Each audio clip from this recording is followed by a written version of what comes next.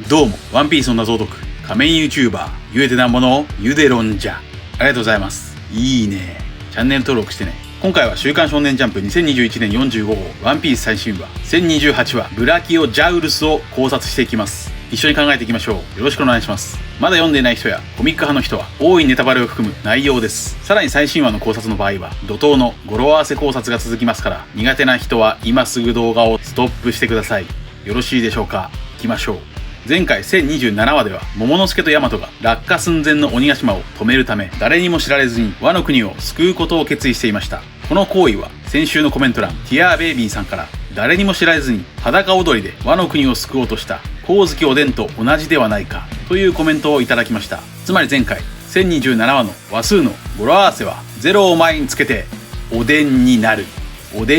だったようです。おでんになりたい大和とおでんの息子桃之助がおでんのように人知れずワノ国を救うことを決意した感動的な語呂合わせだったのですが、先週気づきませんでした。今回は頑張りましょう。まずは1028話のカラー扉絵です。ここでは明らかに大乱闘スマッシュブラザーズのオマージュが描かれていますが、なぜここでスマブラ風の扉絵なのでしょうか。スマブラは相手にダメージを与え画面の外に吹っ飛ばして落とせば勝ちというオールスターゲームですから、これはまさに現在浮遊する鬼ヶ島の戦況にそっくりでしょう。前回1027話で鬼ヶ島から落ちそうになったゾロがスマブラ風でした。またここでルフィは一通の剣のようになっていますが、髪が燃えており、それはまるで太陽の神ニカと重なります。このスマブラ風の扉絵を語呂合わせするならトウジオウ登場でしょう。2は事情の字、8は8日のようです。登場とは互いに戦い争うこと、つまり喧嘩という意味です。それでは本編を考察していきましょう。鬼ヶ島来賓の間で謎の人物とでんでん虫で会話する CP0 の男。しかしでんでん虫のヒゲの形で謎の人物の正体はバレバレですが、ここで CP0 の男は鬼ヶ島に現れた2匹目の竜がベガパンクが作ったもので、それはおそらくルフィ側の人物だろうと推察しています。これが1028話の話数の語呂合わせ1つ目、人に話すでしょうか。謎の人物は上からの指令で万が一カイドウが負けた場合、世界政府はワノ国を直接支配下に置くと言います。そしてすでに4隻以上の船がワノ国の近海に来ています。僕はこちらの動画でワノ国とスリラーパークの表裏一体からスリラーバーグ編の終わりにベガパンクの話をしたバーソロミュークマが突然現れたなら、ワノ国編の終わりにもベガパンクや完成版パシフィスタ、戦闘丸たちがやってくると1年前から考えてきました。さらにその船は水空両用の空飛ぶ戦艦だとも考えましたが、さすがにワノ国にやってきたのは普通の軍艦で、しかも天竜人直属の軍艦でした。ただこの軍艦はどのように天然の要塞ワノ国の滝を登るというのでしょうか。正規ルートであるコイに引っ張ってもらって登るのでしょうか。とにかく謎の人物はここでカイドウ側が負ける可能性を聞いています。鬼ヶ島にいる CP0 の男は現在はカイドウ側が12000、ルフィ側が8000にまでになっているが、カイドウが負けるとは思えないと言います。そしてここで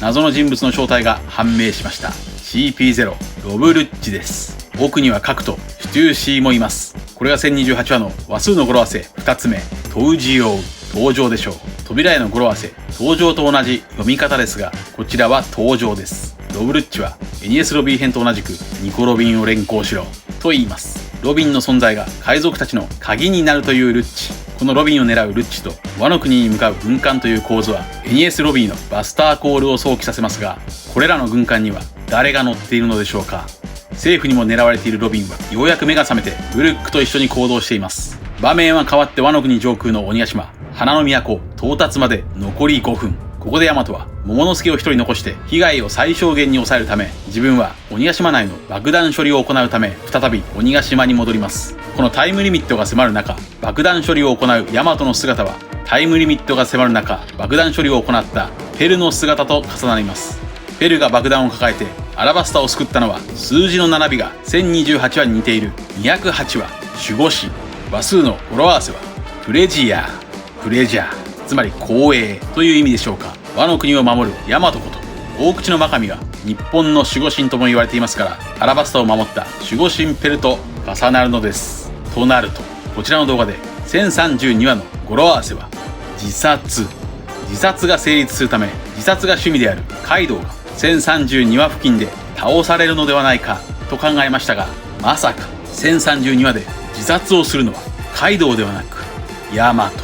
爆弾を抱えてワノ国を救うためにヤマトはペルのように自殺をするなんて可能性も考えられるでしょう。とりあえず巨大な狼に変身したヤマトは美しいです。鬼ヶ島落下まで残り5分。これが1028話の話数の語呂合わせ3つ目。デンジャーでしょう。デンジャー、危機が迫る都を救うために一人でホムラグモを出す桃之助ですが、ホムラグモはほとんど出ません。これが1028話の話数の語呂合わせ4つ目。手に負えんでしょう。2桁目の2は20と捉えて2をです。やはり心も技術も8歳のままの桃之助ではワノ国を救えないのでしょうか。ここまで僕は落下する鬼ヶ島は桃之助が軌道をトカゲ港にそらして、そこにいるカリブーが沼々で受け止めるかと考えてきましたが、この状態のままでは桃之助は鬼ヶ島の軌道をそらすことすらもできなそうです。しかし桃之助はパンクハザードで登場してからここまでほぼいいとこなしですから、桃之助はここで必ず活躍するでしょう。そのように考えると、ホムラグモが出ない桃之助は体全体で鬼ヶ島にトグロを巻いて落下を止めるかもしれません。これなら体が大きくなった意味もあり、何よりその光景は赤座屋たちの命を支え続けた光月おでん伝説の1時間が再現されます。桃之助は仲間を信じて落下する鬼ヶ島を支え続ける光月桃之助伝説の1時間が始まる。どうでしょうか。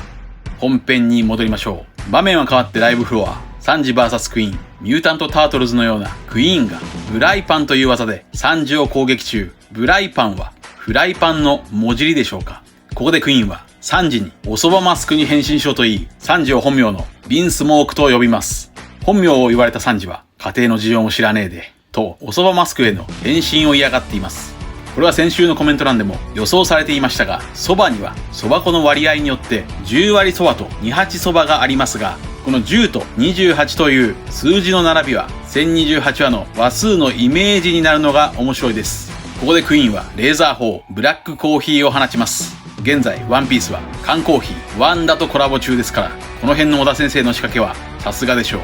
これをかわしたサンジはディアブルジャンプビアンキュイグリルショットでクイーンにステーキのような焼き目を入れました。ビアンキュイとは焼き加減ウェルダンのフランス読みです。これが1028話の話数の語呂合わせ5つ目。鉄板でしょう。クイーンの攻撃フライパンとサンジの攻撃の焼き目で鉄板焼きのイメージです。さらにこの鉄板の語呂合わせは1028話の後半でも登場します。ここでクイーンは恐竜の本気を見せてやるとブラキオザウルスになり、ジャキーンと首と尻尾を伸ばして、なんとズポーンと首と尻尾だけが胴体と分離してヘビになったのじゃ。これがタイトルにもなっているブラキオジャウルスです。トリケラトプスの佐々木と同じように恐竜で遊ぶ小田先生。このまさにぶっ飛んだ発想はおそらく予測不能という意味で使われる鬼が出るか蛇が出るかという日本のことわざから着想を得たのでしょう。鬼が出るか蛇が出るかという言葉は江戸時代のからくり人形師が使っていた言葉だそうで、からくり武器を作る科学者クイーンにマッチしています。これが1028話の話数の語呂合わせ6つ目。突破ずすでしょう。突破ずすとは辞書にも載っている取り外すがなまった言葉です。さらに1028話の話数の語呂合わせ7つ目。出るじゃでしょう。鬼が出るか蛇が出るかですから出るじゃです。蛇はクイーンを表していますが、鬼は誰になるのでしょうか。1028話で鬼を表しているのはおそらくロブルッチでしょう。ルッチは382話鬼の隠れ家で鬼と表現されていました。蛇になったクイーンはブラキオトグロスという技でサンジにトグロを巻いてメキメキと骨を折ります。クイーンはあっけねえなジャッジのせがれと言い、ジェルマの力を見せれば解放してやると言いますが、サンジは断り骨が砕け内臓が潰れていきます。これが1028話の話数の語呂合わせ8つ目。ジュニアでしょう。サンジはジャッジのせがれジュニアです。ここでクイーンは分離した胴体に装備されたブラキオランチャーを自慢げに放しますが、どうやら音声に反応するらしく、解説中の自分に攻撃が発射され間抜けにも2度も自爆しました。これが1028話の話数の語呂合わせ9つ目。天につばでしょう。これは先週の語呂合わせ予想でこのように考えました。1028話の話数の語呂合わせ予想4つ目は天につばというのはどうでしょうか。天につばとは人に害を与えようとして結局自分に返ってくる行為です。これは少し間抜けなイメージがあるので、キングではなく今度こそホーキンスが登場して返り討ちにされるかもしれません。というわけで、間抜けはホーキンスではなくクイーンでした。クイーンの呪縛で脱出できたサンジですが、骨は折れ、内臓は潰れているはずですが、なぜかゾンビのように立つことができています。ちなみにゾンビといえばサンジが発火しまくっていたスリラーバーグを思い出します。サンジは463話で怒りで爆発もしていましたから、クイーンを倒す技は爆発技、もしくは1028話ではジェルマ時代を思い出していますから、魚人島で見せたヘルメモリーズを放つかもしれません。どうやらサンジの発火能力は感情によって左右されるようです。とにかく全身の骨が砕けても超回復で元に戻ったサンジは、ジェルマの能力が目覚めたかもしれないと嫌がります。そこへクイーンが後ろから剣でサンジを切ると、なんと剣の方が折れました。これが1028話の話数の語呂合わせ5つ目の鉄板でしょう。サンジの中に眠っていたジェルマの能力が目覚めて鉄のフルボディ、鉄板になりました。これはこちらの動画で考えたように、鉄拳のフルボディから続いてきた改造人間の伏線が完成したのでしょう。851話でサンジの姉レイジュはプリンに拳銃で撃たれましたが、次の852話で数時間で治癒して医師はジェルマの回復力に驚いていました。852話のタイトルはジェルマの失敗作。852話の話数の語呂合わせは反骨ですから、ジェルマに従わない反骨精神を持ったサンジと、今回骨を折られても回復したジェルマの失敗作ではなかったサンジにつながります。ジェルマの硬い皮膚や回復力を手に入れるために1時2時4時は心が欠落していましたが、結果的に21年後サンジは人間の心を保ったままジェルマの能力を手に入れましたから、前回も考えたようにサンジはジェルマの最高傑作と呼んでいいでしょう。ただ鉄の体はジェルマの能力ですが、発火する能力については謎のままです。これもジェルマの能力でしょうか、それともこちらの動画で考えた発火するルナーリア族の遺伝子がジェルマには流れているのでしょうか。とりあえず本編の考察は以上です。続いてはいつものように次号1029話の話数の語呂合わせから展開を予想していきましょう。1029話の話数の語呂合わせ予想、1つ目は十字架というのはどうでしょうか。十字架、つまりクロスですから、もしかするとゾロとサンジがクロスしてキングとクイーン同時に大打撃を与えるかもしれません。これは以前考えたデイビーバックファイト編のゾロとサンジの共闘のイメージと、1026話の犬嵐と猫マムシの同時攻撃、さらにサンジが十字架になったゾロを背負っていたイメージもあるからです。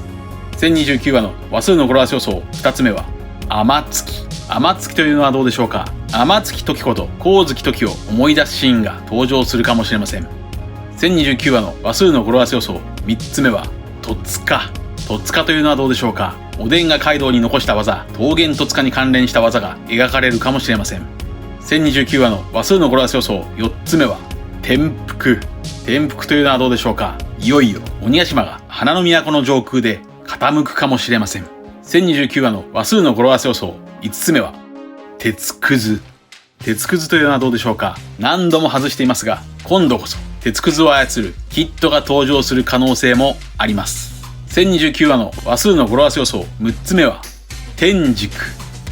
というのはどうでしょうか。ジンベエザメは天竺ザメ目ですから、ジンベエが活躍するのか、もしくは天竺といえば天竺を目指す最勇気ですから、ルフィがドフラミンゴを倒したキングコングガンを放つかもしれません。他にも1029話の語呂合わせはイラつく、どつく、手がつくといったように、語呂合わせ予想的には豊富なので、いろいろな要素がてんこ盛りになる回かもしれません。以上です。皆さんはどう思われましたか。ご意見や考察してほしいなどがあればコメント欄までよろしくお願いします。ありがとうございました。チャンネル登録やコメントよろしくお願いします。